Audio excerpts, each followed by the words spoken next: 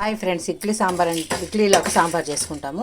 దాంట్లోకి ధనియాలు, మిరియాలు, మెంతులు, జీలకర్ర, మినపప్పు, బియ్యం, కొంచెం 7-8 నుంచి ఎండుమిరపకాయలు వేసుకొని కొంచెం దోరగా వేగించి పెట్టుకోవాలి.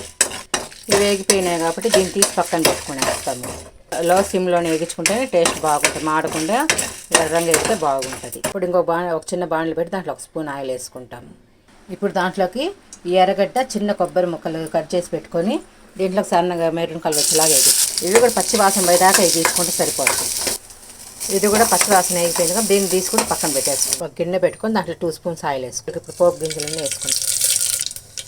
అట్లాగే 2 మీడియం సైజ్ చిన్న టమాటాలు, 2 ఆనియన్స్ ఒకటి సన్నగా తరిగి పెట్టుకుని దీంట్లో వేసి ఇవన్నీ దీంట్లో వేసుకొని వాసుకొని టమాటా మెత్తపడేదాకా వాసుకొని వేస్తాము. టమాటా బాగుంటుంది టేస్ట్. మీడియం సైజ్ నిమ్మకాయ చింతపండు నానబెట్టి పెట్టుకోండి. ఇట్లా బాగా టమాటా మెత్తపడిపోయింది కాబట్టి ఇప్పుడు దీంట్లో పప్పు వెళ్ళిపోయి పోసేసుకుంటాము. ఇట్లా బాగా మెత్తగా పప్పు వెళ్ళిపోయి పెట్టుకోవాలి. పప్పు చింతపండు పీసుకు పెట్టుకుని నీళ్ళు కూడా దీంట్లో ఇప్పుడు దీంట్లో వేసేసుకొని కాసేపు పడుకునేస్తాం. రుచికి తగ్గ ఉప్పు, కొంచెం పసుపు వేసి కాసేపు దాకా వేగించి పెట్టుకున్నవన్నీ మిక్సీలో వేసి మిక్సీ పేస్ట్ లాగా చేసుకుంటాం. ఇట్లా పేస్ట్ వేసుకున్నంత దీంట్లో వేసేసి కాసేపు పెట్టేసుకుంటాం. కలుపుకుంటా ఉంటే లోపల పేస్ట్ అడుగు ముద్ద అవ్వకుండా ఉంటాం అనమాట. దీంట్లో కాసేపు నీళ్ళు పోసి దీంట్లో పోసేసుకుంటాం. దీంట్లో కొంచెం ఇంగువ కూడా వేసుకుంటాం. సాంబార్ ఉడికిపోయింది. ఇప్పుడు కొత్తిమీర, కరివేపాకు వేసుకొని దించుకునేస్తే ఇడ్లీలోకి సాంబార్ రెడీ. మీకు నచ్చితే లైక్ చేసి సబ్స్క్రైబ్ అండి.